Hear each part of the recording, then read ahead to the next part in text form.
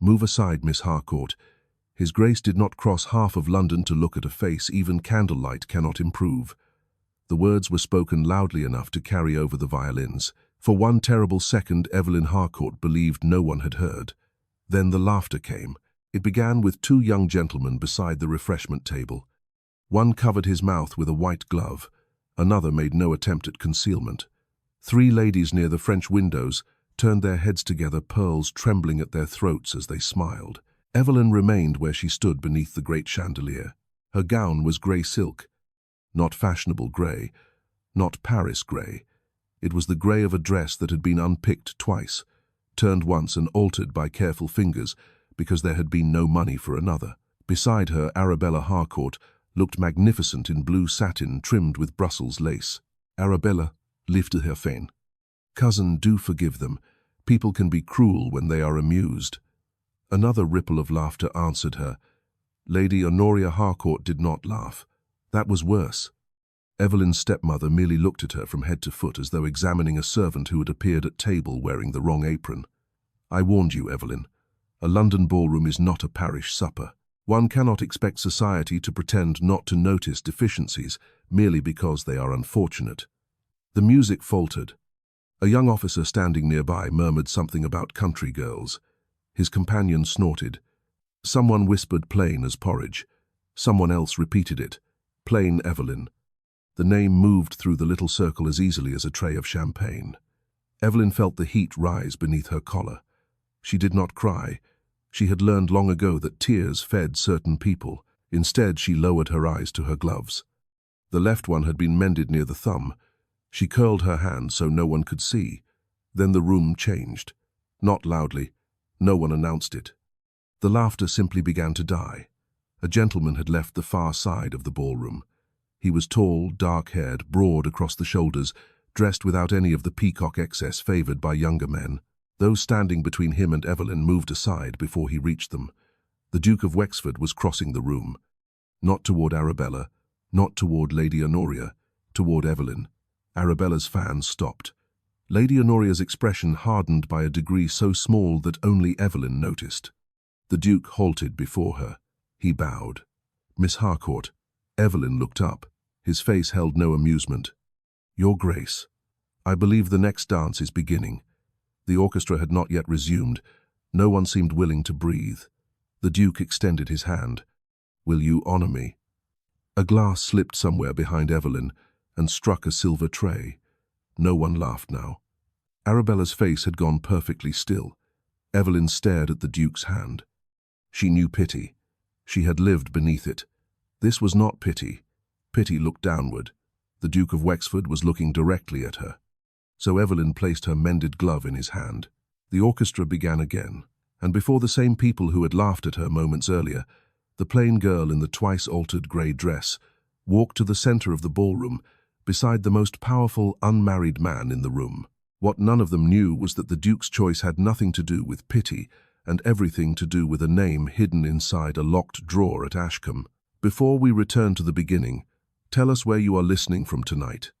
If you enjoy stories of dignity, injustice, and secrets hidden behind aristocratic doors, subscribe to the channel and turn on notifications.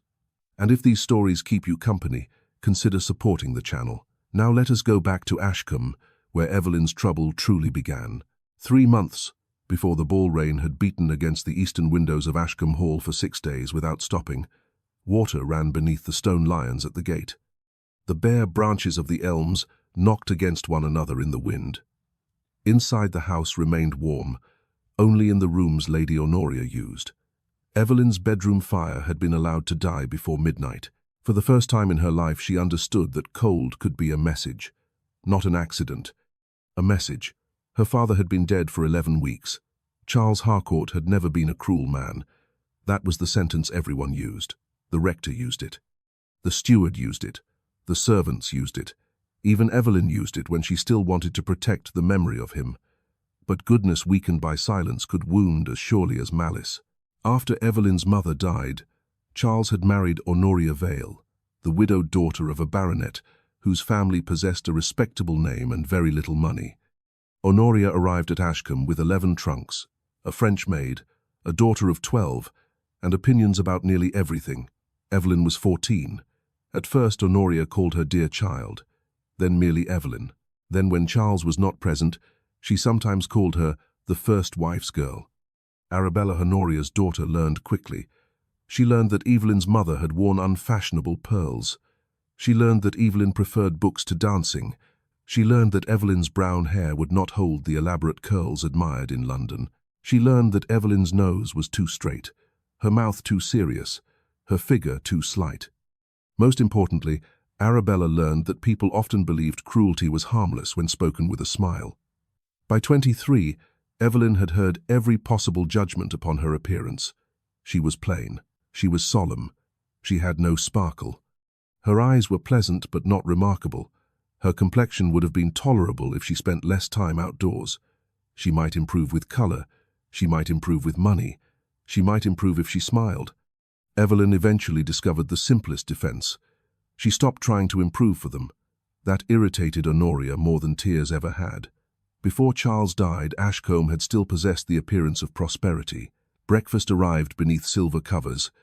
The dining table held porcelain from Worcester, preserves in cut glass, hot rolls wrapped in linen, bacon, kidneys, marmalade and coffee, brought steaming in a silver pot. But appearances deceived. Bills arrived more frequently. Tradesmen waited longer. Sections of woodland were quietly sold. 2 tenant cottages stood unrepaired through one winter. Charles spent longer hours inside the library.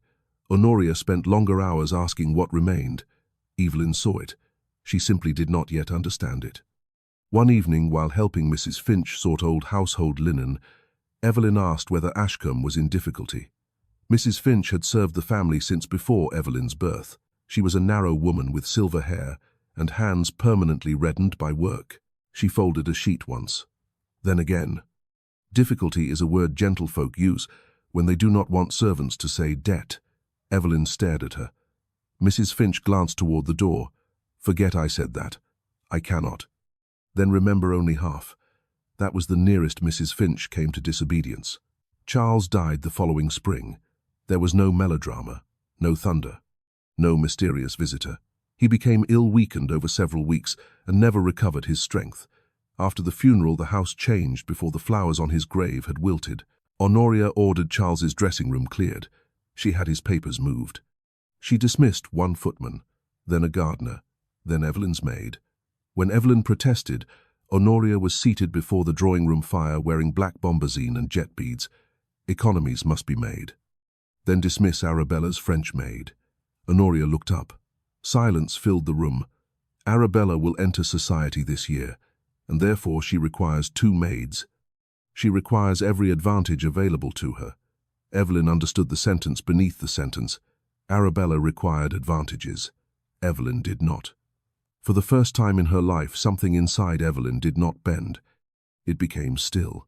That evening she went downstairs herself and helped her maid Sarah fasten the straps around a worn traveling trunk. Sarah cried. Evelyn did not. She placed 2 sovereigns into Sarah's hand from the small amount she had saved. Take them. Sarah tried to refuse. Evelyn closed her fingers around the coins. Take them before I become sensible. Sarah laughed through her tears. It was the first sound of warmth Evelyn had heard all day. Within a fortnight, Honoria began receiving visitors, not neighbors, men, a land agent, a solicitor's clerk, a gentleman from London whose boots were too polished for the country. They were taken into Charles's library. The door remained locked afterward. That interested Evelyn. Her father had rarely locked the library. As a child, she had sat beneath the windows while he worked. Her mother had kept correspondence there, household accounts, old maps, bundles of family letters tied in green ribbon. After Honoria took control of the keys, even Mrs. Finch was forbidden to enter without permission. Then came Sir Garrick Mowbray. He was 48. Evelyn was 23. He owned property across 2 counties and had the thick red hands of a man who enjoyed hunting more than conversation. During his first dinner at Ashcombe, he asked Evelyn whether she played the pianoforte. She said tolerably. He asked whether she embroidered. She said badly. He asked whether she intended to become argumentative after marriage. Evelyn looked at him across the candles. I had not intended to become married. Arabella choked on her wine. Honoria set down her fork. Sir Garrick laughed. Spirit, that can be corrected. No one else at the table smiled. Later that night, Honoria entered Evelyn's room without knocking. The corridor behind her was dark. Her face looked pale in the candlelight. You will not embarrass me again. Evelyn was sitting beside the dead grate with a book unopened in her lap. I answered his question. You insulted a man willing to overlook your disadvantages. Which disadvantages? Honoria's mouth tightened. Do not be childish. My face. Among other things. Evelyn closed the book. Then Sir Garrick should marry someone whose face pleases him. Honoria stepped closer. Men of Sir Garrick's position do not marry merely for faces. The silence that followed lasted long enough for Evelyn to hear rain dripping from the gutter outside. Money. Not affection, not even companionship. Money. Evelyn looked at her stepmother differently then. What does he want? Honoria's eyes sharpened. Stability.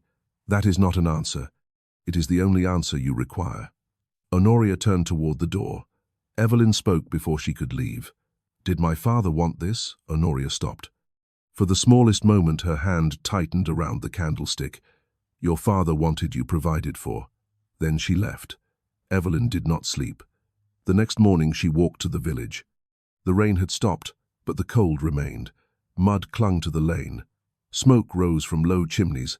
At the market, women stood behind baskets of onions, apples, eggs, and winter greens. A baker carried trays through an open door. Two boys chased each other around a cart, until an old woman threatened them with a broom. Evelyn loved the village because no one there cared whether Paris considered grey fashionable. At Mrs. Bell's little shop she purchased thread. At the bakery she bought 2 loaves. Then she saw a carriage halted badly beside the inn. One wheel had sunk into a rut. A young woman in a dark travelling cloak stood near it, pale and angry. Her maid appeared close to tears. A coachman knelt in the mud. Evelyn would later learn that the young woman was Lady Beatrice Vale, younger sister to the Duke of Wexford. That morning she knew only that a stranger was cold. Evelyn approached. The inn has a private parlour. You should wait inside. The young woman shook her head. My maid has misplaced my purse. The maid flushed scarlet. Evelyn looked at the carriage, then at the grey sky. The innkeeper knows me. Within 10 minutes Lady Beatrice was seated beside a fire with hot tea. Evelyn paid for the room. She arranged for a local wheelwright. She sent a boy to fetch assistance from the next posting house. When Beatrice asked her name, Evelyn nearly refused. Not because she was mysterious, because she disliked being thanked. Evelyn Harcourt, Ashcombe. Beatrice repeated it. Something changed in her expression. Ashcombe, yes, near Greyhaven Land, on the southern boundary. Beatrice studied her for another second. Then the inn door opened, and cold air swept into the passage. A gentleman entered, tall, dark-haired. Mud on his boots, controlled anger in every movement. Lady Beatrice stood, Julian. It was the first time Evelyn saw the Duke of Wexford. He barely noticed her. His attention went immediately to his sister. That pleased Evelyn. Men who first looked at the most important person in the room were common. Men who first looked at the person they loved were rarer. After discovering Beatrice unharmed, his manner softened. He thanked Evelyn. She said it had been nothing. He looked toward the steaming tea, the wheelwright outside, and the maid who had stopped trembling. It appears to have been several nothings. Evelyn almost smiled. Almost. Then she left. She did not think of him again for several days. But the Duke thought of Ashcombe, and that mattered. Back at the hall, another change had occurred. The portrait of Evelyn's mother had been removed from the morning room. Evelyn stood before the pale rectangle where it had hung. Honoria entered behind her. Arabella dislikes it. Evelyn did not turn. It has hung there for 26 years. Then it has had a very long display. Evelyn faced her. For the first time in her life she felt anger without confusion. Where is it? In storage. Where? Somewhere suitable. Not grief. Not jealousy. Control. Honoria was removing Evelyn's mother from the house piece by piece. The portrait. The letters. The servants who remembered her. The rooms she had used. That afternoon Evelyn went to Mrs. Finch. The old housekeeper was polishing a tray in the servants' hall. Evelyn closed the door. Did my mother keep papers in father's library? Mrs. Finch stopped polishing. Everyone kept papers in Mr. Harcourt's library. Hers. No answer. Mrs. Finch. The old woman placed the cloth down. There was a little green book. Evelyn waited. What kind of book? Accounts, perhaps? I never read it. You remember it? Your mother used to keep it locked inside the lower drawer of the escritoire. Evelyn's heartbeat changed. What accounts? Mrs. Finch looked toward the ceiling as though Honoria might somehow hear through 2 floors of stone. Money that was hers before she married, I believe. Property too. Your grandfather's business. I cannot say more because I never knew more. Did my father keep it after she died? Yes. And now, Mrs. Finch's face altered. Not fear exactly. Something nearer regret. Lady Honoria emptied that escritoire the morning after the funeral. That night, Evelyn went to the library. The door was locked. She tried it twice. Then once more, though she knew the key would not turn itself. She was about to leave when she noticed something near the threshold. A scrap of paper, no larger than 2 fingers. It must have caught beneath the door when papers were moved. Evelyn bent and picked it up. The paper was old, heavy. The ink had faded to brown. Only 7 words remained. For the sole use of my daughter. The rest had been torn away. Evelyn stared at it. Her mother's handwriting. She knew it instantly. Footsteps sounded at the far end of the corridor. Evelyn closed her hand around the scrap. Honoria appeared from the darkness. She carried no candle. That frightened Evelyn more than if she had. What are you doing here? Evelyn kept her voice level. Walking. Honoria's gaze dropped to Evelyn's closed hand, then rose again. Tomorrow morning Sir Garrick will return. Why? Because you are going to give him an answer. The corridor seemed colder. And if my answer is no, Honoria stepped nearer. Then you will leave Ashcombe. Evelyn said nothing. Honoria continued. Not by the front door. Do not mistake your position. If you refuse the only respectable future offered to you, you will take your trunk through the servants' passage and find whatever life your pride can purchase. The words should have frightened her. Instead, Evelyn thought of the scrap of paper inside her fist. For the sole use of my daughter. Not Arabella, not Honoria, my daughter. For the first time in her life, Evelyn wondered whether the poverty being arranged around her was poverty at all. She wondered whether someone required her to believe she owned nothing. And as Lady Honoria turned away, Evelyn saw something hanging from the black ribbon at her waist. A small brass key. The key to her father's library. The key to the escritoire. The key to whatever remained of her mother's little green book. By morning, Evelyn would either promise herself to Sir Garrick Mowbray or be cast out of Ashcombe. But before dawn, she intended to discover what Lady Honoria was so determined to keep locked away. Evelyn waited until the house had gone quiet. Not merely quiet enough for sleep. Quiet enough for secrets. Ashcombe settled differently after midnight. Pipes ceased knocking in the walls. Servants stopped crossing the back passages. The drawing-room fire collapsed into red embers. Wind moved through the bare trees with a low, continuous murmur, and somewhere in the western wing an old shutter struck stone at irregular intervals. Evelyn lay fully dressed beneath her coverlet. She counted the quarter hours. At 1 o'clock, she heard the last kitchen door close. At 1:30, footsteps crossed the corridor beneath her room. At 2, nothing. At 2:15, she rose. For the first time in her life, she was about to enter her father's library as a trespasser. That thought almost made her laugh. The house had belonged to generations of Harcourts. Her mother's portrait had hung there. Her father's hand had rested upon her head there when she was a child. Yet now she had to creep toward it like a thief. She wrapped a dark shawl around her shoulders and opened her bedroom door. No candle. Too dangerous. Moonlight entered weakly through the tall windows at the end of the corridor, giving the carpet a silver edge. Evelyn moved slowly. At the landing she paused. Nothing. Down the stairs, across the gallery, past the drawing room, the library door waited at the far end, locked. Of course, she had known it would be.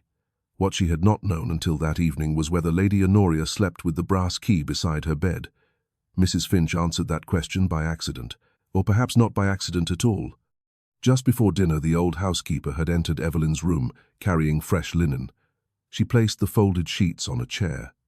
Then she said, without looking at Evelyn, "Her ladyship takes warm milk at 10. Evelyn stared at her. Mrs. Finch straightened the pillow.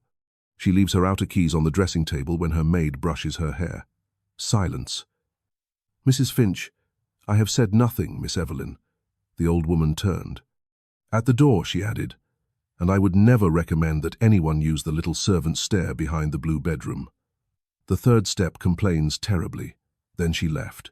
Evelyn had spent the next 3 hours trying not to think of the words. Now the little servant stair stood before her. She avoided the third step. Lady Honoria's bedroom door was ajar. A line of firelight stretched across the floor. Evelyn stopped breathing. Inside, someone shifted. Then came the deep, regular rhythm of sleep. She waited. Once, twice, 3 times. She slipped inside. Honoria lay beneath a heavy coverlet, one arm outside it. Her face, without its severe arrangement of hair and expression, looked older. Arabella's maid had left a candle burning low beside the mirror. The dressing table stood 6 paces away. Evelyn saw the ribbon first. Black, a brass key attached. She crossed the room. 1 step. 2, Honoria murmured. Evelyn froze. No one dared breathe. Even the wind seemed to stop. Honoria turned her head toward the wall. Evelyn reached the dressing table. Her fingers closed around the key. She lifted it carefully. The ribbon slid against wood. A small perfume bottle trembled. Evelyn caught it before it fell. Her heart struck so hard against her ribs, she was certain the bed itself must shake. Then a voice spoke from the darkness. Looking for something?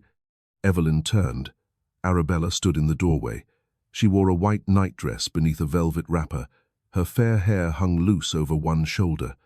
For half a second, neither woman moved. Then Arabella's gaze dropped to the key in Evelyn's hand.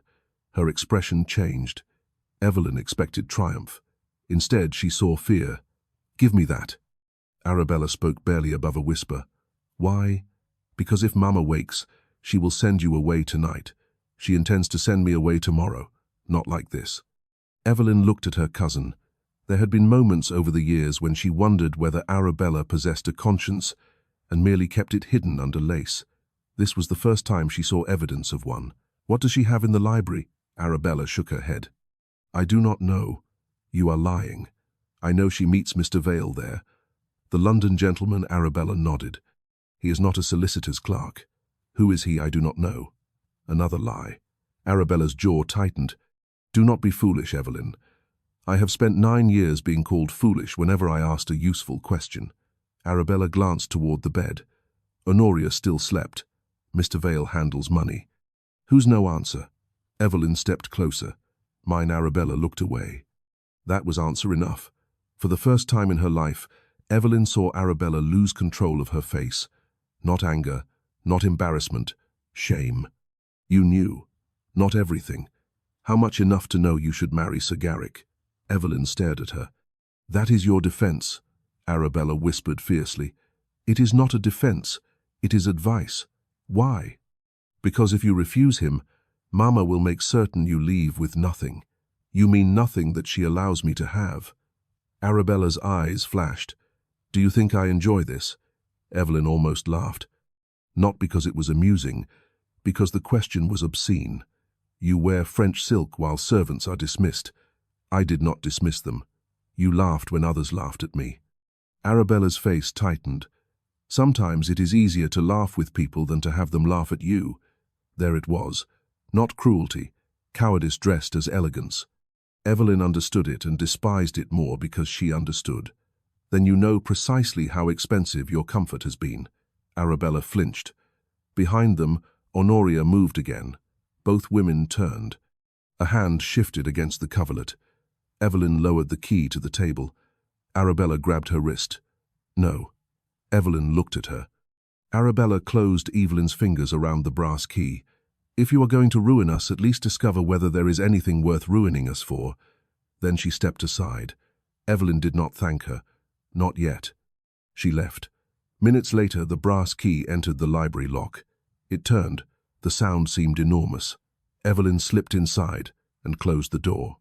The room smelled exactly as she remembered. Leather, dust, cold ashes, a faint trace of her father's tobacco that perhaps existed only in memory. She stood motionless. For one moment she was 9 years old again, sitting on the carpet while her mother wrote at the escritoire. Then the present returned. The fireplace was dead. Moonlight touched the shelves. Evelyn crossed toward the escritoire. The lower drawer was locked. The brass key did not fit. She tried again. Nothing. So Honoria's key opened the room, but not the drawer. Evelyn knelt. The lock was small, old. Her mother had once kept its key tied to a green ribbon. Evelyn remembered because as a child she had asked whether it opened treasure. Her mother had laughed. Not treasure, something more useful. Proof. The memory struck so sharply that Evelyn sat back on her heels. Proof.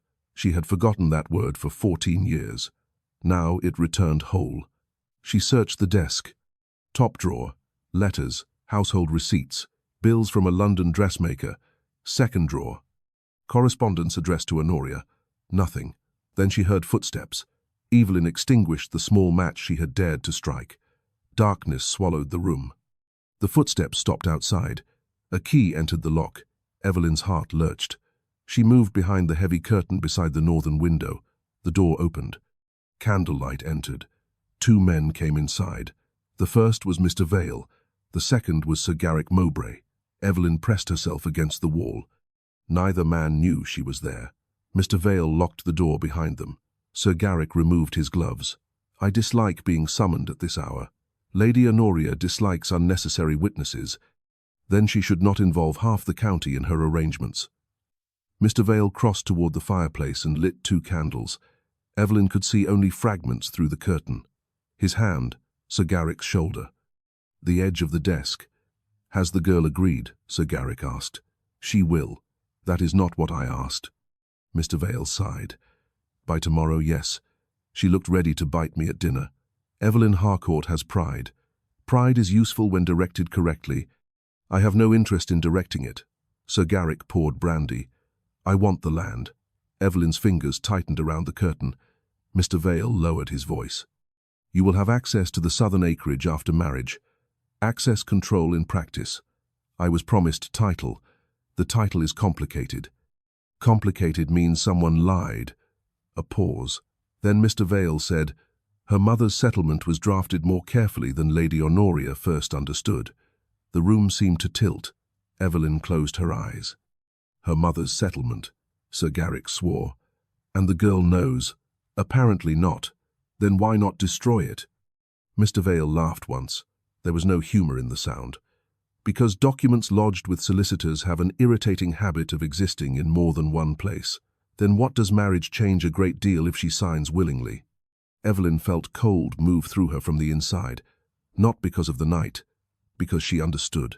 Sir Garrick had not come to rescue a plain woman from spinsterhood. He had come to acquire something. Land, money, control. Through her, Sir Garrick walked closer to the desk. "I will not marry a woman who spends the wedding breakfast reading legal papers. She will not. You are certain Lady Honoria has arranged matters. And if Evelyn refuses—" Mr. Vale was silent for a moment. Then he said, "She leaves Ashcombe without access to the accounts. Within weeks, society will hear that she behaved irrationally after her father's death." Evelyn's stomach tightened. "Irrationally," Sir Garrick repeated. "Grief can produce instability. Convenient. Society prefers explanations that require no investigation." A log settled in some distant fireplace. No one spoke. Evelyn pressed one hand over her mouth. It was not merely marriage, it was preparation. If she obeyed, Sir Garrick controlled what belonged to her. If she refused, Honoria would attack her reputation before Evelyn could defend herself. Not one trap. 2.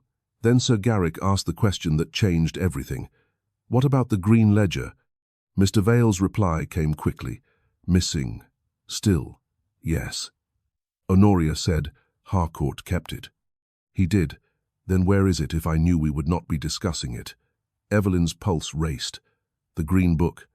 Mrs. Finch had remembered correctly. Sir Garrick lowered his voice further. "And if the ledger reaches Wexford," Evelyn stopped breathing. "The Duke." Mr. Vale did not answer immediately. When he did, his tone had hardened. "It must not." Sir Garrick laughed softly.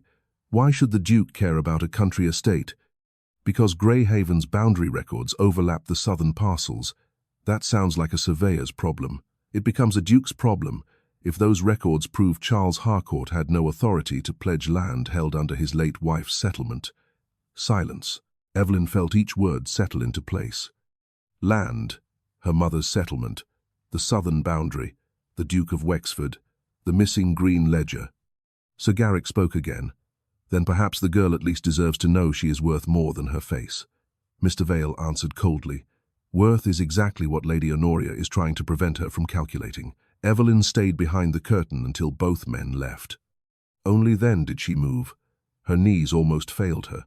For several moments she stood in the center of the library with both hands on the desk.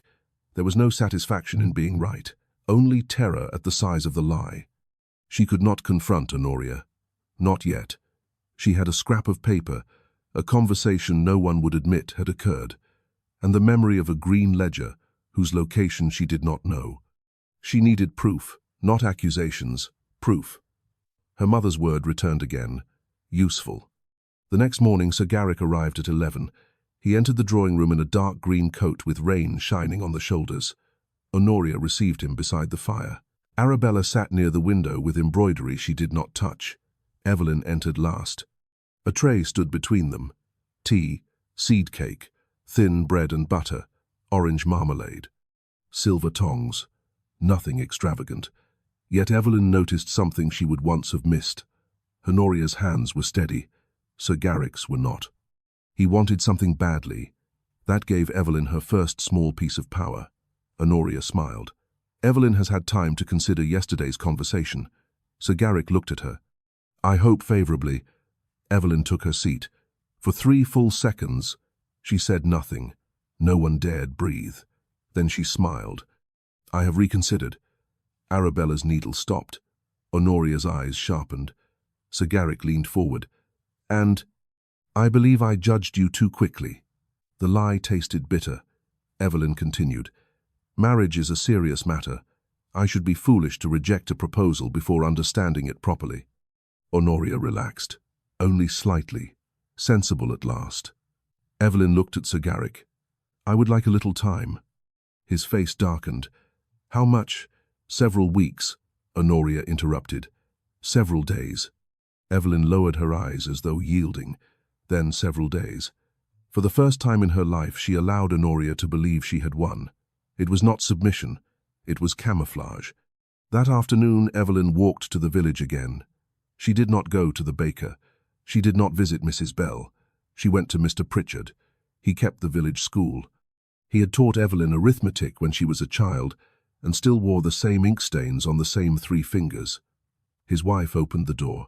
Minutes later, Evelyn sat in the schoolroom among empty benches. I need to understand estate accounts. Mr. Pritchard blinked. Estate accounts, ledgers, rents, debts, mortgages, anything a competent steward would read. He removed his spectacles. Why? Because I am tired of being told numbers I am not allowed to inspect. Mr. Pritchard stared at her for a long time. Then unexpectedly he smiled. Your mother asked me almost the same question 25 years ago. Evelyn sat straighter. You knew her. Everyone knew Mrs. Harcourt. Did she keep a green ledger? The smile disappeared. Mr. Pritchard looked toward the closed door. Who told you that Mrs. Finch remembered it? He stood. He walked to the window, then back. Your mother was very careful. About what? About money belonging to women being described as though it naturally belonged to whichever man stood nearest. Evelyn felt something stir inside her. Not anger this time. Recognition. Mr. Pritchard continued. She kept copies. Where I do not know, did my father some. Did you ever see the ledger once? What was in it? He hesitated. Figures. Parcels of land. Payments made from income that did not belong to Ashcombe itself. What does that mean? It means you require a solicitor, not a schoolmaster. I have no money for one. Then learn enough not to be deceived until you do. He reached for a slate. That afternoon Evelyn began with columns. Rents, expenditure, interest, balance, simple things, humiliating things because she should have been taught them years earlier. But by sunset, she could follow a basic estate account. 2 days later, she could identify missing totals. Within a week, She could compare figures faster than Honoria imagined. For the first time in her life, Evelyn discovered that numbers did not care whether she was beautiful. They did not flatter Arabella. They did not bow to Sir Garrick. They did not fear Honoria. Numbers merely waited to be read correctly. Mrs. Finch became her second teacher, not in accounts, in Ashcombe. Which servants had been dismissed, which rooms had been searched, which cupboards had been emptied after Charles's death, which boxes Honoria ordered moved. A kitchen maid named Molly became the first to provide something useful. Molly was 17, freckled and terrified of Lady Honoria. She spoke while peeling potatoes. There was a box taken from the old nursery. Evelyn stood beside the kitchen table. When, 2 mornings after the funeral, by whom, Mr. Vale? Mrs. Finch stopped chopping herbs. Molly continued, I only know because he dropped it. What kind of box? Dark wood, brass corners. What was inside? Papers, I think. You saw them. Molly nodded. Some fell out, and Mr. Vale became angry. Did you read anything? Molly flushed. I can barely read. Then she frowned. But there was a crest. Evelyn leaned closer. What crest? Molly hesitated. A bird. What kind? One of those birds rich people put on things, because apparently plain birds are not grand enough. Mrs. Finch almost smiled. For one brief second even Evelyn did. Molly spread her fingers. Wings open, crown above it. Evelyn knew the crest. Greyhaven, the Duke of Wexford. The papers Mr. Vale had removed from Ashcombe carried Wexford's family mark. The same evening Evelyn found Arabella waiting in the garden. Winter had stripped the rose beds bare. The gravel was wet. The garden was the only place Honoria rarely visited in cold weather. Arabella wore fur. Evelyn wore wool. They walked without touching. Mamma believes you have accepted Sir Garrick. I have accepted nothing. He believes otherwise. Good. Arabella looked at her. You are changing. No. Evelyn watched her breath cloud before her. I am becoming inconvenient. Arabella almost smiled.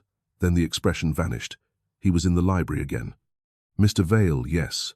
Alone with Mamma. Evelyn stopped. What did they say? Arabella glanced back toward the house. I heard only part of it. From where? The corridor. A door was open barely. Evelyn waited. Arabella rubbed her gloved hands together. Mamma said the Duke had written about what she did not say. What else? Mr. Vale told her not to answer until after the engagement announcement. Evelyn felt the cold deepen. What engagement announcement? Arabella looked miserable. Yours. Evelyn turned fully toward her. I have not agreed. That has apparently become a technical detail. For the second time, silence became heavier than speech.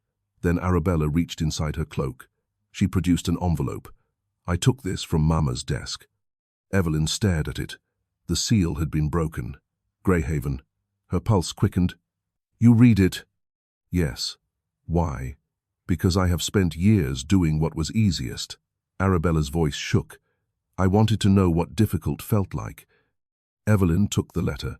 The Duke had written to Lady Honoria. The language was formal, measured. He requested clarification regarding historical boundary records associated with Ashcombe's southern lands. He also asked whether certain papers belonging to the late Mrs. Harcourt remained in the family's possession. The late Mrs. Harcourt, Evelyn's mother. At the bottom was one final sentence. If those papers could not be located, His Grace requested permission to speak directly with Miss Evelyn Harcourt. Evelyn read the line twice. Arabella watched her. Mamma intends to tell him you are indisposed. Indisposed. Grief. Evelyn laughed once. A hard sound. The trap was beginning, exactly as Mr. Vale had described. Grief first. Instability later. Evelyn folded the letter. I need to answer him. Mamma watches the post. Then I will not use Ashcombe's post. Arabella stared at her. You would write to the Duke directly. Yes. People will talk. Evelyn looked toward the windows of the house. People already talk. That night, she wrote 1 page. No pleading.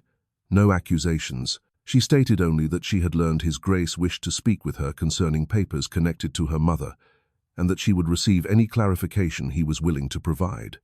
She signed her name, Evelyn Harcourt.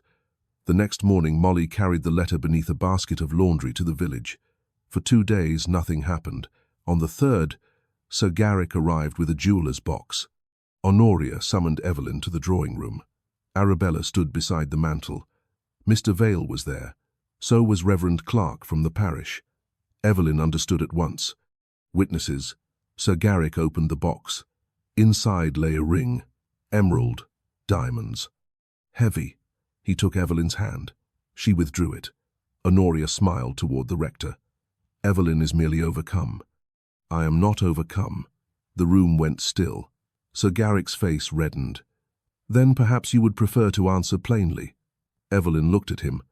Very well. She drew breath. Then a servant entered. Not Mrs. Finch. Not Molly. A liveried man Evelyn had never seen before. He bowed. A message for Miss Harcourt. Honoria rose. Give it to me. The servant did not move. His Grace instructed that it be placed only into Miss Harcourt's hand. No one spoke. The servant crossed the room. Evelyn accepted the envelope. Greyhaven's seal. Honoria's face had lost colour. Sir Garrick stared at the letter. Mr. Vale did not. He stared at Evelyn. That frightened her more. She broke the seal. The Duke's reply was brief. He would be at Ashcombe the following afternoon. He requested a private conversation. And he would not come alone. A solicitor would accompany him. Evelyn's fingers tightened around the page. For one glorious instant she believed the balance had shifted. Then she looked up. Mr. Vale was smiling, not with amusement, with relief. That night, the old nursery was set on fire. The blaze was discovered before it reached the main roof. Servants formed a line from the courtyard pump. Buckets passed from hand to hand. Smoke filled the eastern passage. By dawn, the fire was out. No one was killed. No one was badly injured. But the dark wooden box with brass corners was gone. So were the papers stored beside it. And when Evelyn searched the blackened floor herself, she found one half-burned sheet beneath a fallen board. Most of the writing had vanished. Only a fragment remained. A column of numbers, her mother's initials, and beneath them, in Charles Harcourt's hand, 3 words, transferred without consent. Evelyn stared at the scorched page. Behind her footsteps entered the ruined room. She turned. Mrs. Finch stood in the doorway. Ash covered the old woman's apron. Her face was pale. Miss Evelyn. What is it? Mrs. Finch closed the door behind her. Then she reached into the pocket of her dress. What she removed was not the green ledger. It was a small green ribbon. Old. Faded. At its end hung a tiny iron key. Evelyn stopped breathing. Mrs. Finch placed it in her palm. Your mother gave me this before she died. Evelyn looked at the key. Why? Mrs. Finch's eyes filled, but her voice did not break. Because she said there might come a day when the wrong woman controlled Ashcombe. The room fell silent. What does it open? Mrs. Finch looked toward the burned wall. Not the library drawer. Evelyn waited. Something beneath the old chapel, and for the first time Evelyn understood that the missing ledger might never have been inside the house at all. The old chapel had not been used for worship in 18 years. After a section of the roof began leaking, Charles Harcourt had ordered the pews covered and the silver removed. Family prayers moved to the morning room. Weddings took place in the parish church. Funerals passed the chapel without stopping. By the time Evelyn was grown, it had become one more locked room in a house full of memories no one wished to disturb. Mrs. Finch led her there before breakfast. Rainwater still dripped from the eaves after the nursery fire. The chapel stood beyond the kitchen garden, joined to Ashcombe by a narrow stone passage. Frost silvered the grass. The sky was the colour of iron. Evelyn carried no lantern. Mrs. Finch carried one. Neither spoke until they reached the vestry. The old housekeeper shut the door. Your mother made me promise not to use the key unless you were in danger of losing what was yours. Evelyn looked down at the little iron key in her hand. Did she know this would happen? Not exactly. Then what did she fear? Mrs. Finch hesitated. Your father loved peace too much. Evelyn almost smiled at the painful accuracy of it. That is a gentle way to describe him. He was a gentleman, and a weak one. Mrs. Finch lowered her eyes. For the first time, neither woman tried to soften the truth.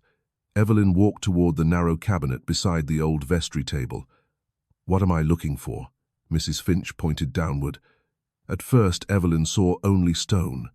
Then she noticed a brass ring nearly hidden beneath the edge of a worn prayer rug. Together they pulled the rug aside. A square iron plate had been fitted into the floor. Evelyn knelt. The key entered a small lock. It turned.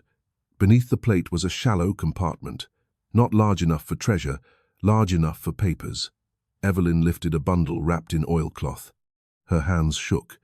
Inside lay 3 objects: a packet of letters tied with faded green ribbon, a folded copy of a legal settlement, and the green ledger.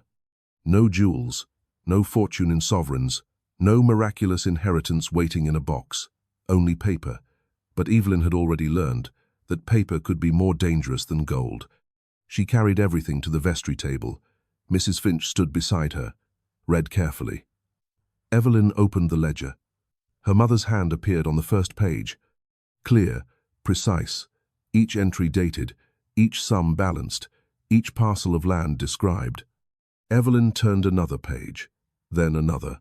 Income from tenant farms, payments from woodland rights, money transferred into Ashcombe accounts. Several entries carried a notation in the margin: separate property. Then the handwriting changed.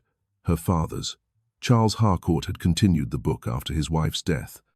At first his records were careful, later hurried, then defensive. He recorded loans, interest. Money moved between accounts.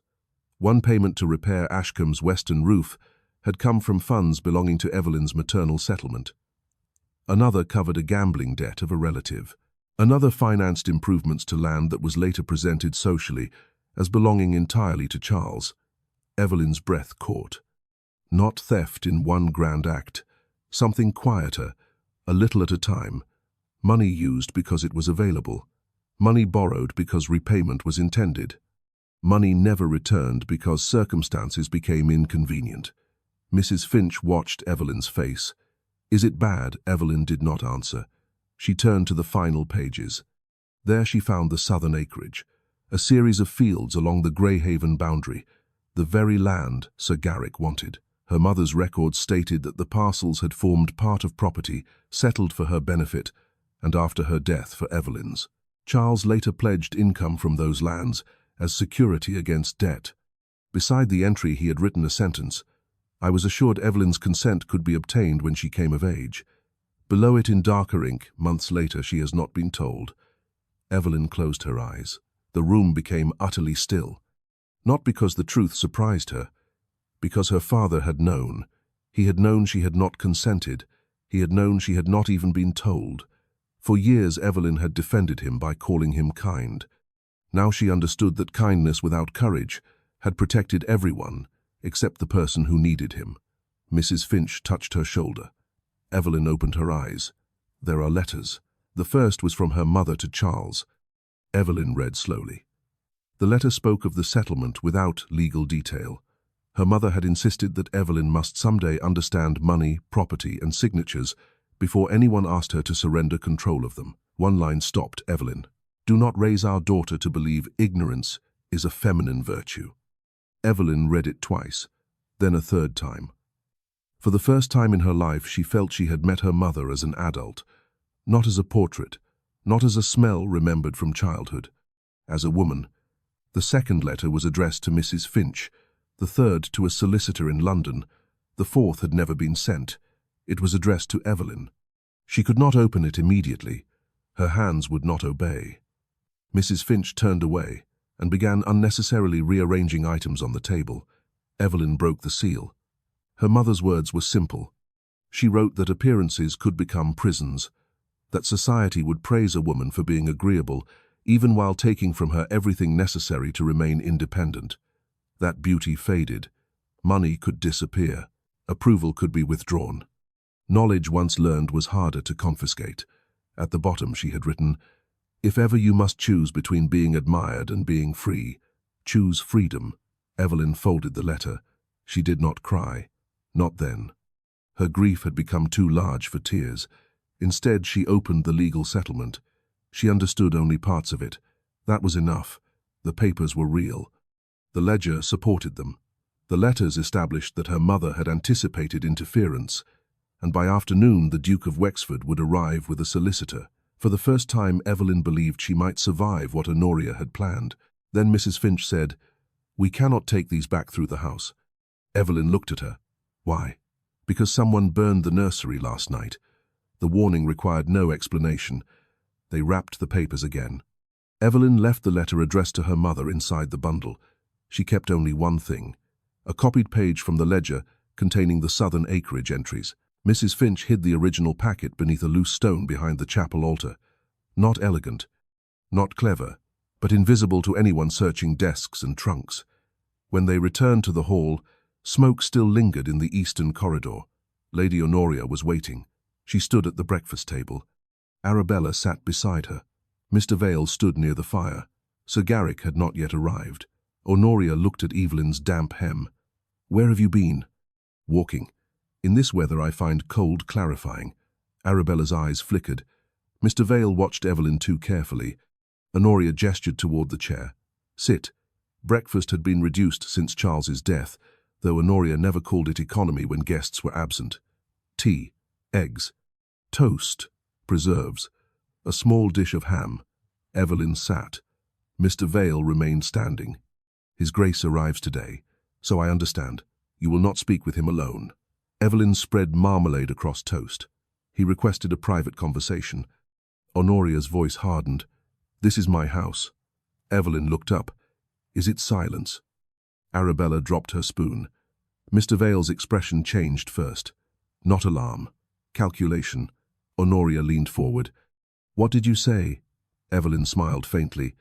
"I asked whether Ashcombe is legally yours. Do not play games with me.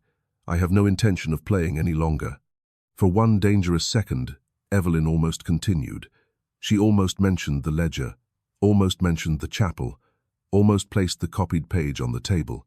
Then she remembered Mr. Pritchard's lesson. Numbers waited. They did not need anger to make them true. Evelyn took another bite of toast. Honoria stared at her. For the first time, Evelyn enjoyed silence. Then Mr. Vale spoke. "Miss Harcourt, grief has clearly put you under strain." There it was, the first public seed. Evelyn turned toward him. "Has it? The fire, your father's death, the uncertainty regarding your future. How fortunate that you are present to diagnose me." Arabella looked down to conceal a smile. Mr. Vale's jaw tightened. "I merely suggest rest. Then I suggest you take some." No one spoke. Honoria rose. "Enough." Evelyn also stood. Quite. She left the room before they dismissed her. For the first time in her life she walked away while Honoria was still speaking. At noon a carriage arrived. Not the Duke's. Sir Garrick stepped down. He entered without waiting to be announced. Evelyn watched from the upper landing as he crossed into the drawing room. Mr. Vale followed. The door closed. Honoria joined them. 3 people, 1 purpose. Evelyn returned to her room. She opened the small box where she kept sewing supplies. Beneath the spools lay copies. Not originals, copies. During the previous days she had begun transcribing every useful figure she could find. The process was slow. Ink stained her fingers. Her hand cramped. But each copied number was a small piece of independence. She had also begun keeping her own account.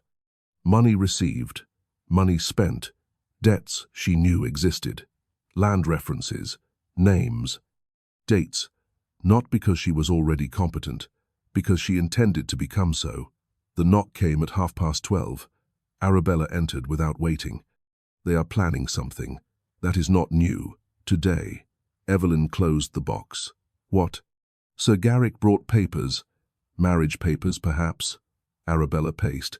"Mamma says the Duke cannot be allowed to speak to you before they are signed." Evelyn stood. "I am signing nothing. They know that now." Arabella stopped. "Mr. Vale suggested you might be too unwell to receive his Grace." Evelyn laughed without humor. They moved quickly. Evelyn, he used the word distressed. That mattered. Not mad. Not yet. Distressed was respectable. Grief-stricken was sympathetic. Unstable could come later. The story was being built one careful word at a time. Evelyn took her cloak. "Where are you going? To the kitchen?" Arabella blinked. "Why?" "Because everyone upstairs is lying." The kitchen was hot. The contrast struck Evelyn immediately. Outside frost lay against the windows. Upstairs conversation had become colder than either. Down here steam rose from pots, bread baked, onions softened in a pan. Cook shouted because someone had misplaced parsley. Molly nearly dropped a bowl when Evelyn entered. Mrs. Finch was not there. "Where is she?" Molly wiped her hands. "With Mr. Vale." Evelyn stopped. Why he sent for her? A bad feeling moved through Evelyn. When 10 minutes ago... Evelyn turned immediately. She found Mrs. Finch outside the library. Mr. Vale stood with her. The old housekeeper's face had gone white. Honoria was beside him. "Evelyn." Honoria's voice was almost pleasant. "Mrs. Finch will be leaving us." Evelyn stared at her. "Why?" Mr. Vale answered. "Theft." Mrs. Finch flinched. Evelyn looked at the old woman. What did she steal? Honoria held up a small silver spoon. This was found in her room. For several seconds Evelyn said nothing. Then she laughed. Not loudly. Not gracefully, but genuinely. Honoria's face changed.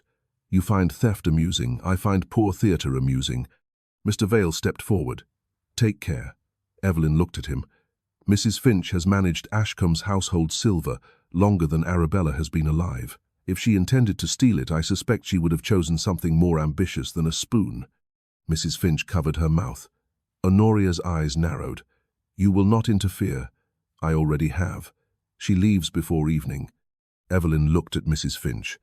The old woman's eyes met hers. No pleading, only warning. They were removing the witness. Exactly as they had removed servants who remembered Evelyn's mother. Evelyn understood. "Then I shall pay what wages she is owed." Honoria laughed softly. "With what money?" The question struck its intended target. Evelyn had very little. That was the point. To remind her that knowledge was not yet power, she turned to Mrs. Finch.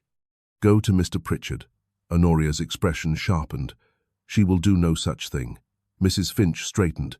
For the first time in decades of service, the housekeeper looked directly at Lady Honoria.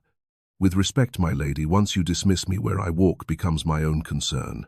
No one dared breathe. Mr. Vale stepped between them. "Leave now." Mrs. Finch did. She walked through the servants' passage, not the front door. The humiliation was deliberate. Evelyn watched her go, and remembered Honoria's threat. If Evelyn refused Sir Garrick, she too would leave by the servants' way. The house had methods. They repeated. That afternoon the Duke's carriage appeared at 2. Greyhaven liveries. 2 horses dark with rain. The solicitor sat opposite him. Evelyn saw them from the drawing-room window. Honoria did not allow her to move. "You will remain here." Sir Garrick stood beside the fire. Mr. Vale near the door. Arabella sat rigidly on the sofa. The arrangement looked less like a family meeting than a hearing. The Duke entered. He greeted Honoria formally.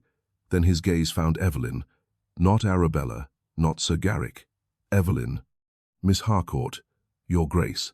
The solicitor was introduced as Mr. Alden, grey-haired, thin. He carried a leather case. The Duke looked around. "I requested to speak with Miss Harcourt privately." Honoria smiled. "Evelyn has been under considerable strain." The Duke's face did not change. "Then perhaps we should not tire her with an audience." Sir Garrick stepped forward. "There is no need for any conversation. Miss Harcourt and I are to be married." The Duke looked at Evelyn. "Are you?" Evelyn answered immediately. "No." The word landed with extraordinary force. Sir Garrick's face darkened. Honoria rose. "Evelyn, I have never accepted him." Mr. Vale intervened. "Miss Harcourt is confused." The Duke turned toward him. I heard her clearly. Mr. Vale's cheeks coloured. Mr. Alden opened his case. "Perhaps we should address the papers." Evelyn felt hope rise. Too early. Honoria crossed toward her. "Before anyone produces papers, Evelyn should explain her behaviour last night." Evelyn went still. "What behaviour?"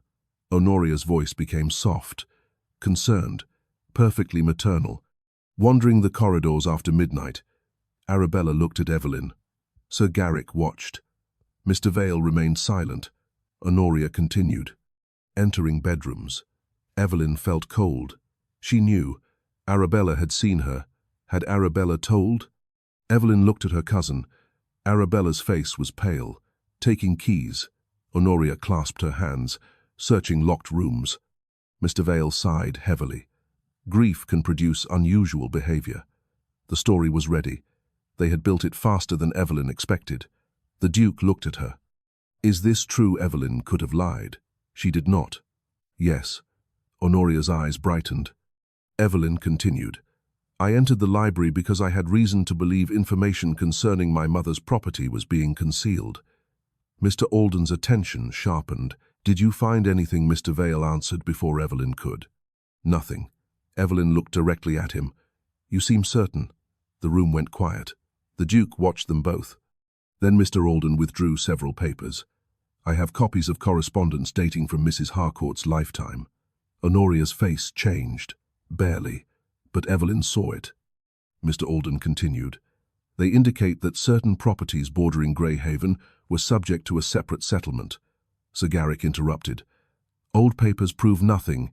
They prove enough to require examination. The Duke's voice remained calm. That made it more dangerous. Mr. Alden looked toward Evelyn. Miss Harcourt, do you possess any records relating to those properties? This was the moment.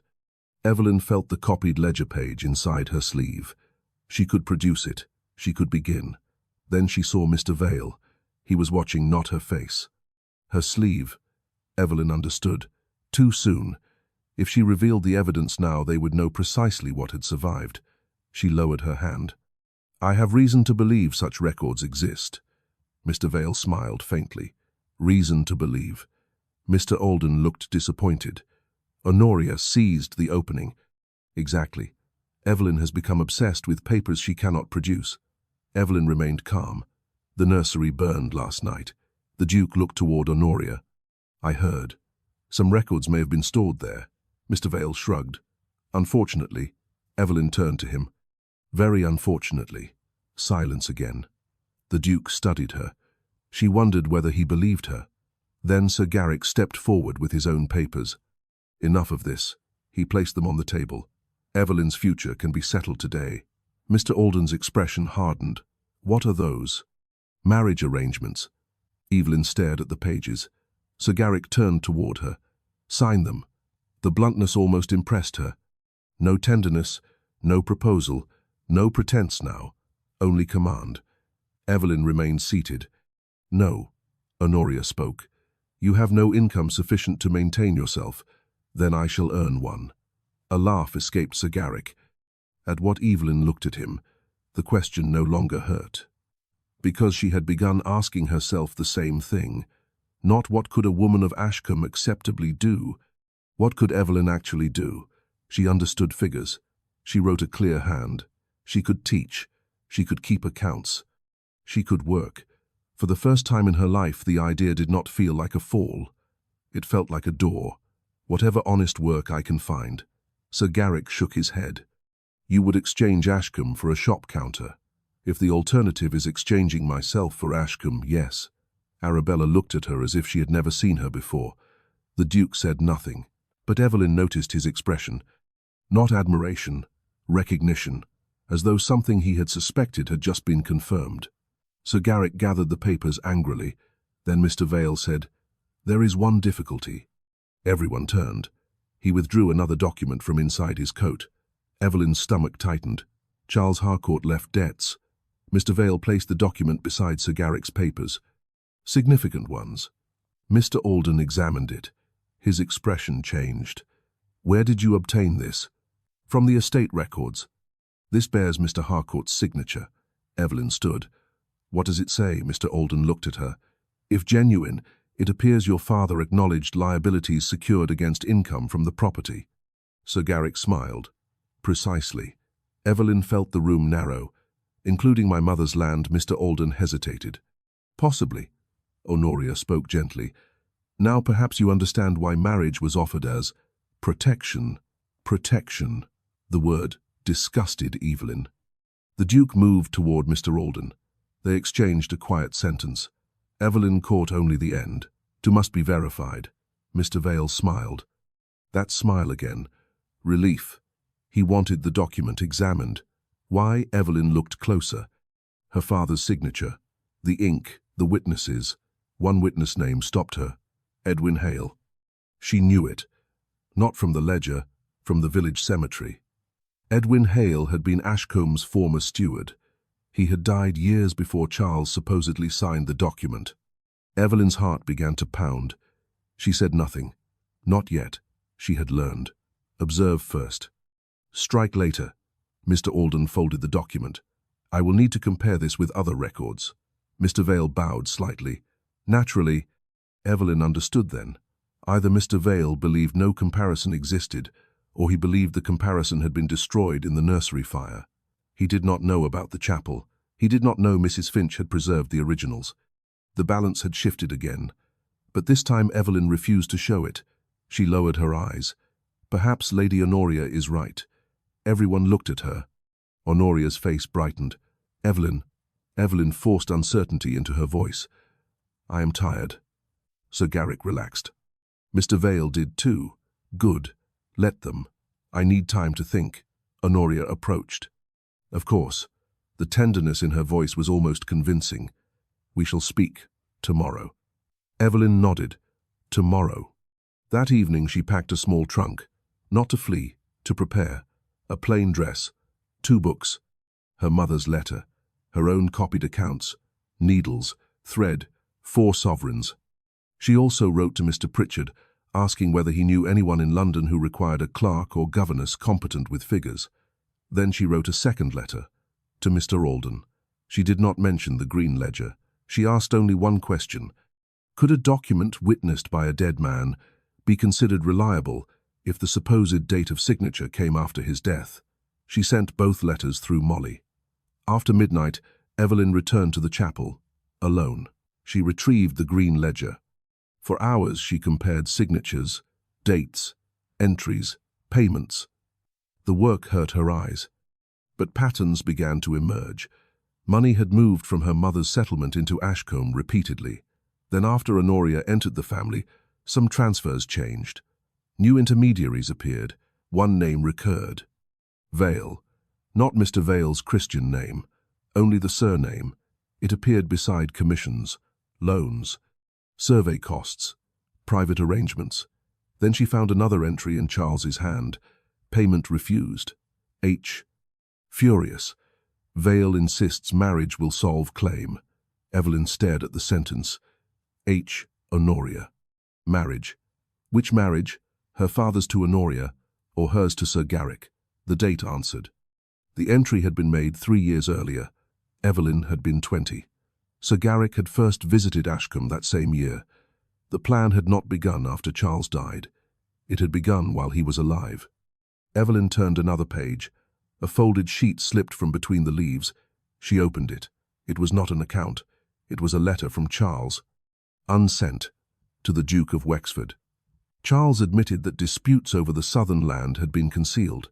He wrote that Vale had advised him to settle matters privately. He feared scandal. He feared creditors. He feared Honoria. Then came the sentence Evelyn had not expected. I have failed my daughter through cowardice, and I fear my wife now intends to profit from that failure. Evelyn's eyes blurred. For once tears came, not because the letter absolved him, it did not, but because he had finally named what he had done, cowardice. Not kindness, not confusion, cowardice. She let herself cry for exactly 1 minute. Then she folded the letter. Outside wind moved through the chapel stones. For the first time in her life, Evelyn stopped waiting for her father to become braver in memory. He had failed. She could love him and still say it. That truth freed something inside her. She returned the ledger to its hiding place. She kept Charles's letter. The next morning, Mr. Alden's reply arrived. Only 4 lines. He agreed that the witness discrepancy was serious. He advised Evelyn not to sign anything. He also wrote that the Duke intended to host a winter assembly at Greyhaven in 6 weeks. Several families connected to the disputed properties would attend. So would Sir Garrick. So would Lady Honoria. Evelyn read the final sentence twice. If evidence existed, a public setting might prevent its quiet suppression. A public setting, the same society Honoria intended to use against her. The same people who would believe rumors if whispered early enough. Evelyn understood what had to happen. Not a private quarrel at Ashcombe, not accusations behind locked doors. The truth would need witnesses, many of them. But first she needed every piece, every date, every signature, every person still alive who could speak. And she needed Honoria to believe she had stopped fighting. So, at luncheon, Evelyn did something no one expected. She apologized. Not sincerely, perfectly. She told Honoria she had been distressed. She told Sir Garrick she regretted embarrassing him. She said she was willing to reconsider the marriage. Arabella nearly dropped her glass. Mr. Vale smiled. Honoria reached across the table and touched Evelyn's hand. "There is my sensible girl." Evelyn smiled back. Inside, she felt nothing. The trap was no longer being built around her. She was beginning to rebuild it around them. Over the next 4 weeks, she behaved exactly as they wanted. She attended fittings. She allowed Sir Garrick to visit. She listened while Honoria discussed invitations. She even asked innocent questions about settlements and signatures, pretending not to understand the answers. Meanwhile, Mrs. Finch lived with Mr. Pritchard's widowed sister in the village. Molly carried messages. Mr. Pritchard taught Evelyn double-entry bookkeeping. Mr. Alden quietly verified dates. Arabella copied 1 page from Mr. Vale's correspondence before returning it to his case. And Evelyn began earning her first money. Mrs. Bell, the shopkeeper, had accounts in disorder. Evelyn offered to donley them for a small fee. At first, Mrs. Bell objected. A Harcourt working for money. Evelyn insisted. 3 evenings later, the books balanced. Mrs. Bell paid her 8 shillings. 8 shillings. Evelyn carried the coins home in her glove. She had possessed far larger sums before. None had ever felt so heavy. For the first time in her life, money entered her hand because of work she had done. Not allowance, not inheritance, not permission, work. She placed 2 shillings aside, then 4, then all 8. The amount was small. The change inside her was not. By the 5th week they had enough. The green ledger, her mother's settlement. Charles's unsent letter, the forged or falsely dated debt paper, Mrs. Finch's testimony, Molly's account of Mr. Vale removing documents, Arabella's copied correspondence, Mr. Alden's verification that Edwin Hale had died before the disputed document was supposedly witnessed. 1 piece remained. Proof of Honoria's own intention. Evelyn knew where it would come from. Honoria herself. People became careless when they believed they had won. The opportunity came 3 nights before the Greyhaven Assembly. Sir Garrick dined at Ashcombe. After dinner, Evelyn excused herself early. She made certain Honoria saw her go upstairs. Then she returned through the servants' corridor. Not to listen at the library door. She had already used that method once. Instead, she entered the small morning room adjoining the drawing room before Honoria and Mr. Vale arrived. The connecting doors stood shut, but an old ventilation grate between the rooms carried voices clearly. Evelyn sat beside it in darkness. Sir Garrick spoke first. "She is obedient enough now," Honoria answered. "Fear eventually improves judgment." Mr. Vale laughed. "Or exhaustion. It makes no difference." A glass clinked. Then Sir Garrick asked, "When does she sign at Greyhaven?" Evelyn's pulse quickened. Honoria continued, "Publicly enough that she cannot later claim coercion." Mr. Vale said, "And once the marriage contract is signed, the southern claim becomes manageable, provided Wexford does not interfere." Honoria's voice sharpened. "The Duke will not humiliate a bride during his own assembly." Sir Garrick chuckled. "You are confident. I am practical." There was a pause. Then Honoria said the words Evelyn needed. "Once Evelyn signs, no one will care how we obtained her agreement. They will see a plain woman fortunate enough to have secured a husband above her attractions. Society will defend the arrangement for us." Evelyn closed her eyes. There it was, not merely greed. The weapon beneath it. Society itself, her supposed plainness, her gratitude, her lack of status. Honoria intended to make prejudice do the work. Mr. Vale lowered his voice. "And if she refuses at Greyhaven," Honoria answered without hesitation, "then I shall say publicly what we have already begun saying privately." That grief affected her mind. Exactly. Sir Garrick was silent. "Then, that may be difficult if she appears composed." Honoria laughed softly. "Composure in a plain woman is often mistaken for coldness. Coldness becomes strangeness easily enough when society is invited to see it." Evelyn sat absolutely still.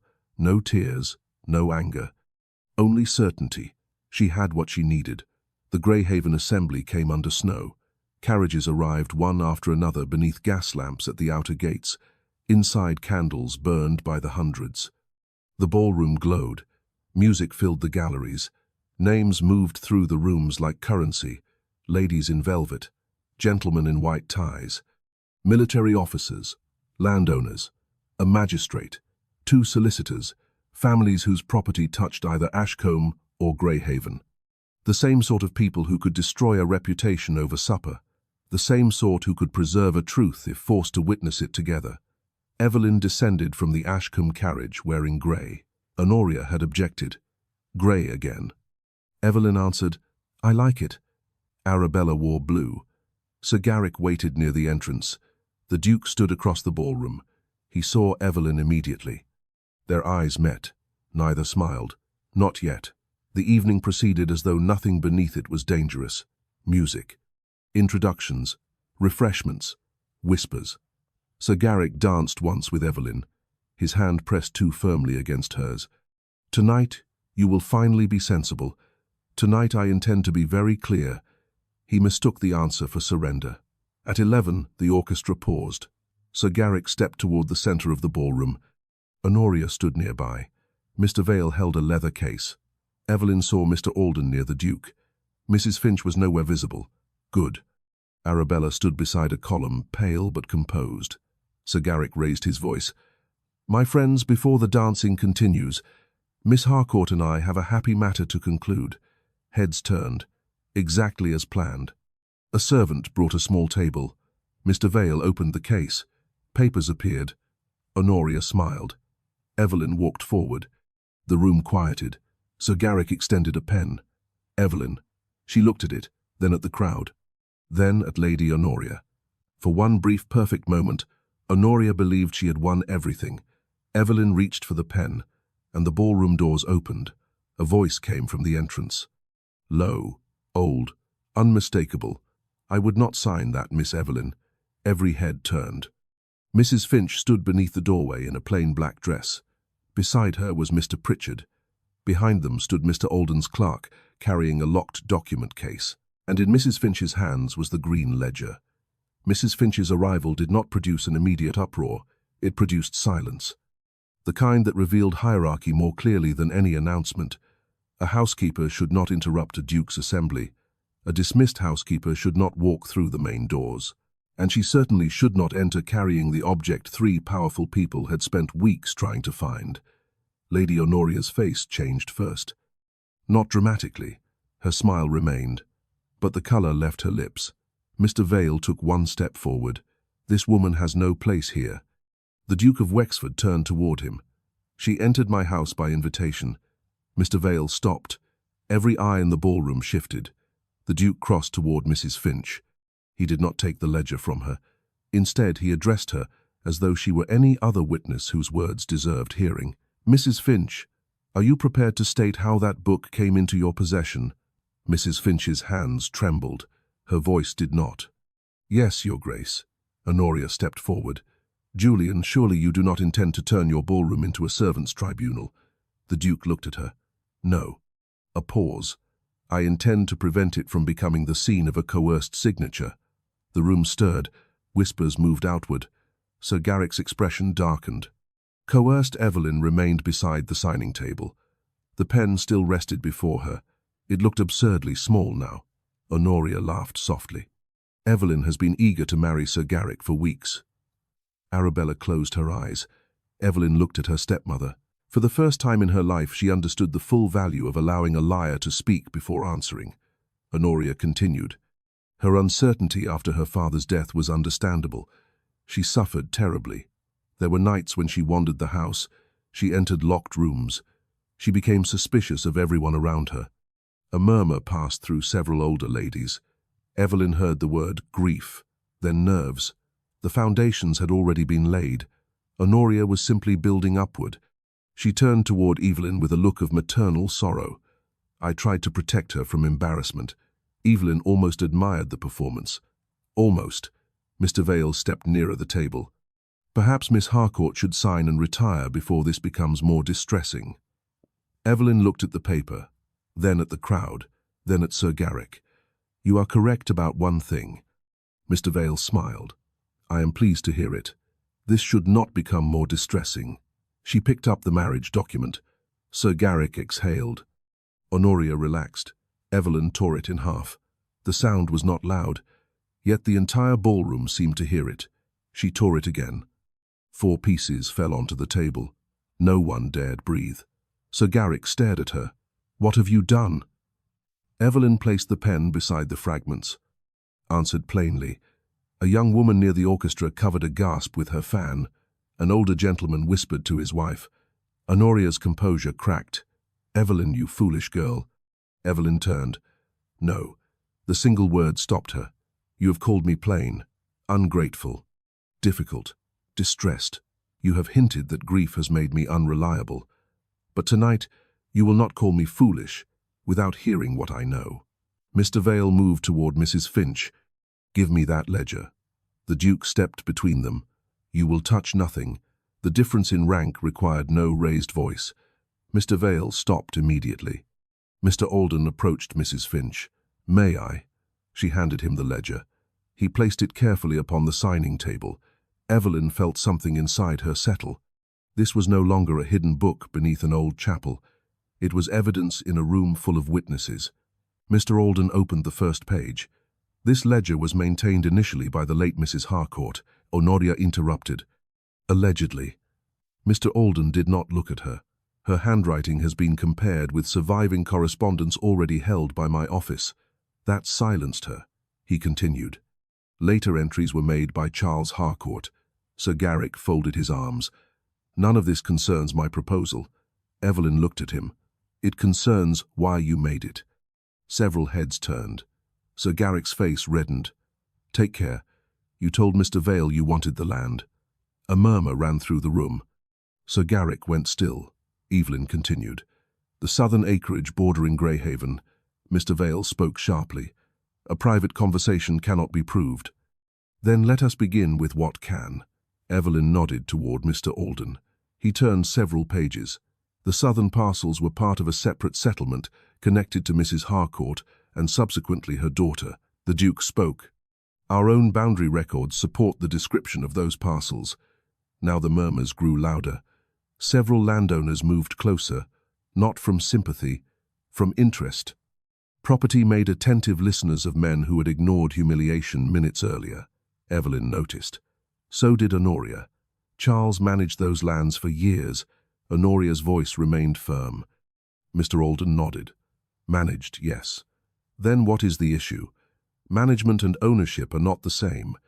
The words were simple enough for the entire room. That was important. No technical speech, no elaborate legal performance, only the difference between controlling something and possessing the right to it. Mr. Alden turned another page. Funds were repeatedly transferred from income associated with Mrs. Harcourt's settlement into Ashcombe accounts. Sir Garrick shrugged. "Families move money. They do." Mr. Alden looked at him.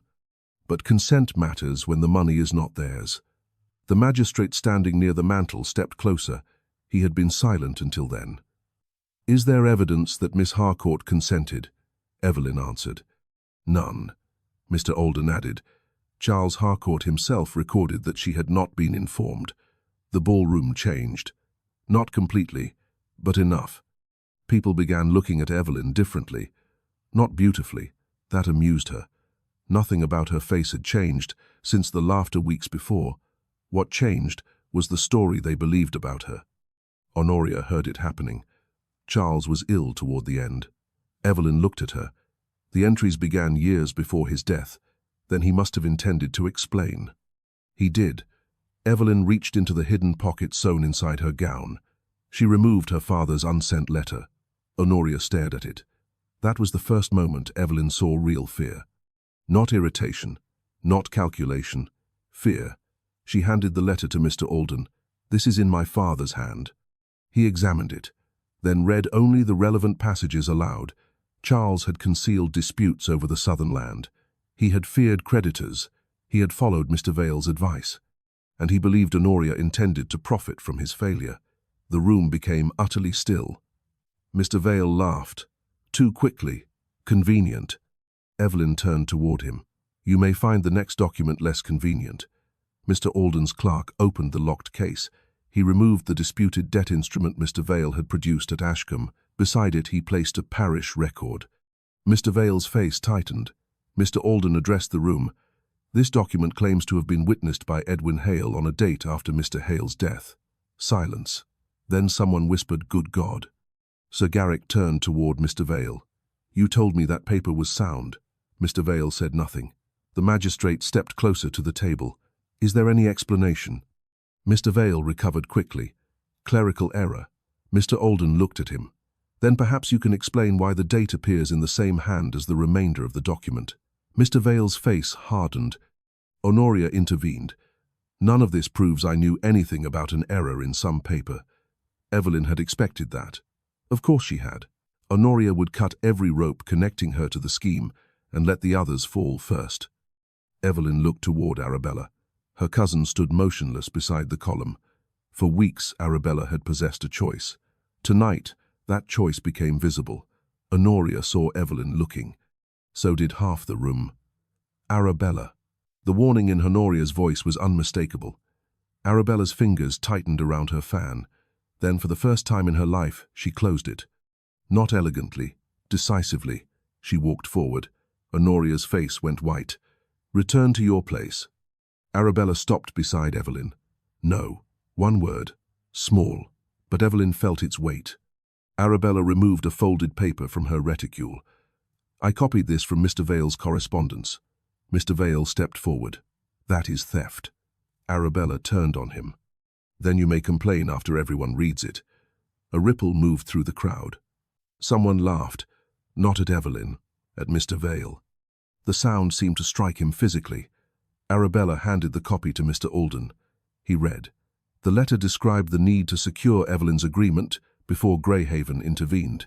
It discussed marriage as the simplest means of consolidating control, and it referred to keeping Miss Harcourt uncertain of the extent of her claim.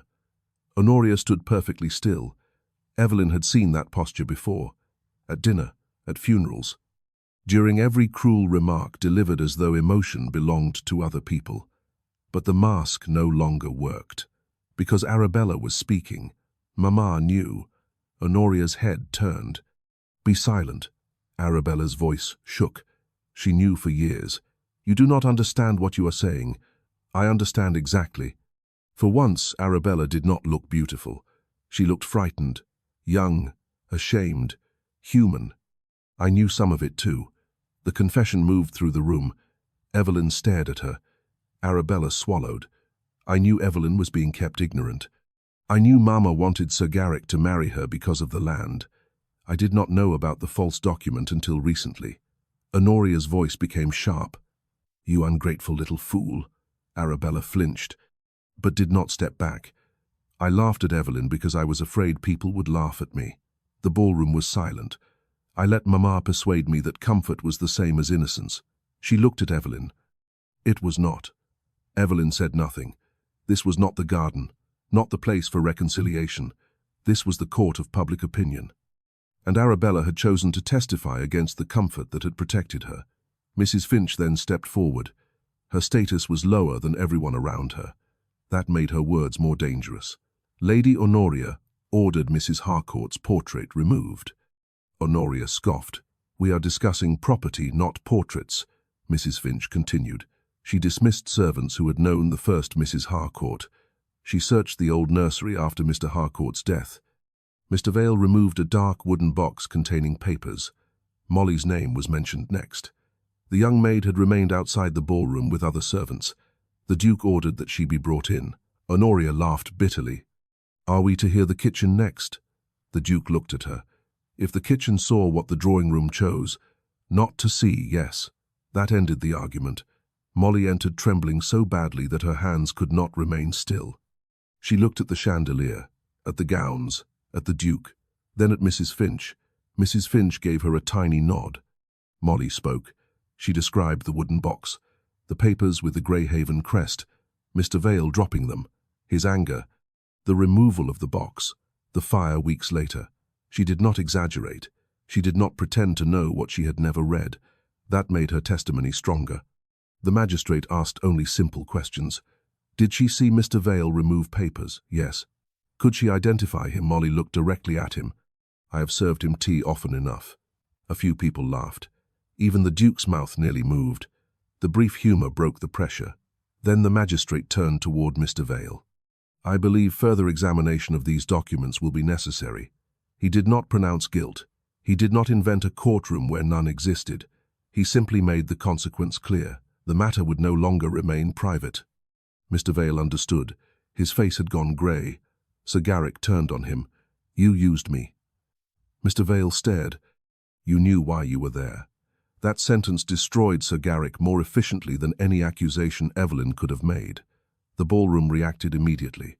Several gentlemen looked away from him. A lady who had once encouraged his attentions toward Arabella took 2 discreet steps backward. Sir Garrick heard the social doors beginning to close. He turned toward Evelyn. I intended to provide for you. Evelyn almost smiled. With my own property. No one laughed loudly. They did not need to. Sir Garrick's face darkened. You will regret humiliating me. The Duke moved 1 step closer. Sir Garrick noticed. His threat ended there. Honoria remained. Of all of them, she was the hardest to defeat because she had never relied solely upon papers. She relied upon belief, upon class, upon beauty, upon society's willingness to accept that a quiet woman was grateful for whatever arrangement others chose. She looked around the ballroom, then at Evelyn. Very well. Her voice was calm again. Let us assume mistakes were made. Evelyn said nothing. Honoria continued. Your father borrowed money. Mr. Vale handled papers badly. Sir Garrick desired land. None of this changes what I did for you. Evelyn stared. What you did for me, I kept you at Ashcombe. Mrs. Finch closed her eyes. Honoria pressed on. I presented you in society. I attempted to secure a husband for you despite your temperament and your appearance. Do you imagine women without beauty can afford the luxury of pride? There it was. The same cruelty, now spoken before everyone. No disguising it as concern, no private corridor, no drawing-room whisper. The entire ballroom heard. Evelyn felt the old pain. It was still there. Of course it was. Courage did not erase memory. But the pain no longer commanded her. She looked around the room. She saw women who had laughed, men who had whispered, mothers who had measured daughters by marriage prospects, young ladies who understood exactly what Honoria meant because they had been taught the same fear. Evelyn answered quietly, You are right about one thing. Honoria's eyes narrowed. Society teaches women to be afraid of being unwanted. The room listened. It teaches us that beauty is security. Marriage is success. Approval is protection. Evelyn looked at the torn contract. And because I was called plain, you believed I would accept any bargain offered with enough gratitude attached. No one moved. You were wrong. Honoria's expression hardened. Do not pretend you are above wanting what every woman wants. Evelyn thought of her mother's letter. If ever you must choose between being admired and being free, choose freedom. She spoke. I do not need to be above it. A pause. I only need the right to choose it for myself. That sentence ended something. Not the dispute. Something older. The silence around her no longer felt like judgment. It felt like recognition. The Duke stepped forward. He addressed the magistrate and Mr. Alden first. The documents can remain secured at Greyhaven until the appropriate examination is made. Mr. Alden nodded. Agreed. The magistrate added, No transfer connected to the disputed property should proceed before then. Sir Garrick swore under his breath. Mr. Vale said nothing. Honoria looked toward the people who had once welcomed her. Several refused her gaze. One countess turned deliberately toward another guest. A gentleman who had accepted Ashcombe's invitations for years walked past Honoria without bowing. The punishment had begun. Not prison, not ruin by theatrical decree. Something society understood immediately. Distance, doubt, closed doors, invitations that would stop arriving, conversations that would cease when she entered. Her authority had depended upon reputation. Now reputation had heard her speak. Honoria looked at Evelyn. The anger vanished. What replaced it was worse. Need. Evelyn. Her voice softened. Evelyn waited. Whatever happened, I was your mother for 9 years. No.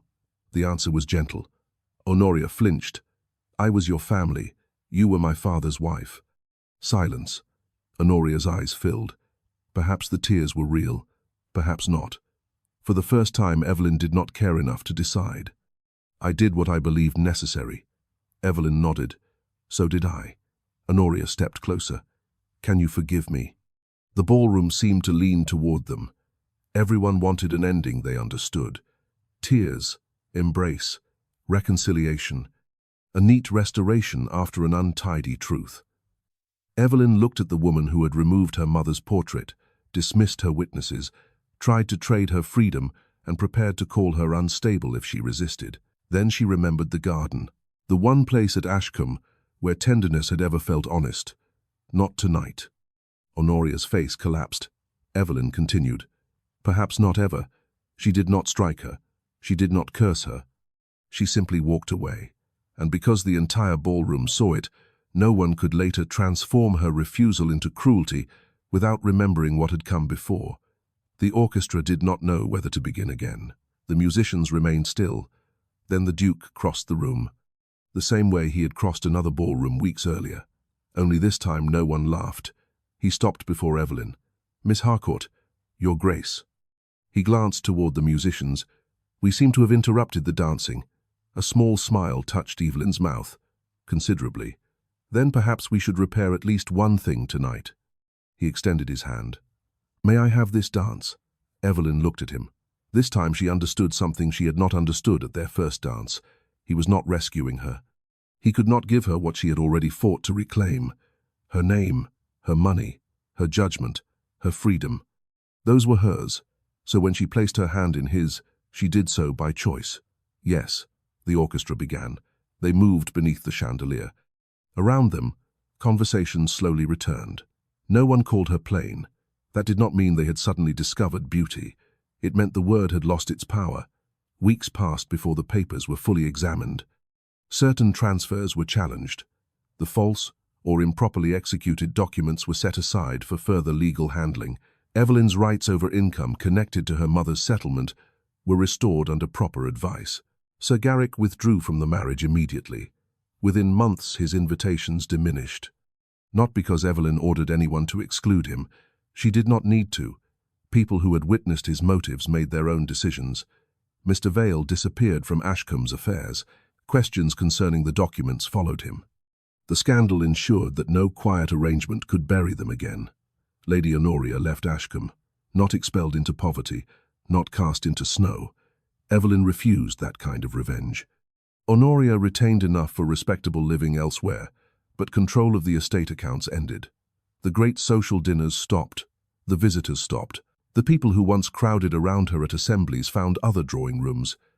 Arabella remained for a time. She and Evelyn did not become sisters overnight. Some injuries required more than one confession. They spoke first in the garden, exactly where words of reconciliation belonged. Winter had begun to break. Small green shoots pushed through the soil. Arabella stood beside the bare rose bushes. I am sorry. Evelyn looked at her. I know. Is that enough? No. Arabella nodded. The answer hurt, but she accepted it. What would be enough, Evelyn considered? Time, and then better choices. Arabella almost smiled. Those sound more difficult than apologies. They usually are. That became the beginning. Not forgiveness promised. Trust, rebuilt. Slowly. Mrs. Finch returned to Ashcombe through the front door. Evelyn insisted upon it. Every servant watched. Mrs. Finch pretended the moment meant nothing, then cried in the pantry where she believed no one could see. Molly received higher wages. Mr. Pritchard continued teaching Evelyn until she no longer needed lessons. Mrs. Bell recommended Evelyn's bookkeeping to 2 other village businesses. Evelyn kept doing the work even after her finances stabilized. Honoria had once considered paid labor beneath her. That alone might have been enough reason to continue, but Evelyn discovered she genuinely liked making numbers agree. By the following winter, Ashcombe's tenant accounts were clearer than they had been in years. Repairs began on the cottages Charles had neglected. The western roof was handled without borrowing from money that belonged elsewhere. Evelyn learned every figure, every payment, every obligation. Never again would anyone preserve her comfort by preserving her ignorance. As for the Duke, he visited, then visited again, never without reason. Greyhaven and Ashcombe had boundary matters to settle. Then there were books he thought she might enjoy. Then Beatrice insisted Evelyn come to tea. The first time Julian spoke to Evelyn about marriage, it was in the garden. Not a ballroom, not before witnesses. No audience, no contract on the table. Early roses climbed the wall. He did not tell her she was fortunate. He did not tell her he could protect her. He asked whether the life they might build together would leave room for the life she had already claimed. Evelyn took a long time to answer. He waited. That mattered. When she finally said yes, there was no applause. Only wind in the leaves. Months later, at another ball, Evelyn entered wearing silver-grey silk. New this time. Chosen because she liked it. Across the room she overheard a young woman whisper that the Duchess of Wexford was not what one would call conventionally beautiful. Evelyn stopped. Julian heard it too. He looked at her. She looked back. Then she laughed. Not bitterly, not defensively, simply because the sentence belonged to a life she no longer feared. She crossed the room before he could cross it for her, and when she reached him, she held out her hand first. Dignity begins where permission ends. If Evelyn's story stayed with you like the story, subscribe to the channel and support us so we can continue bringing you tales of injustice, courage, and hard-won dignity.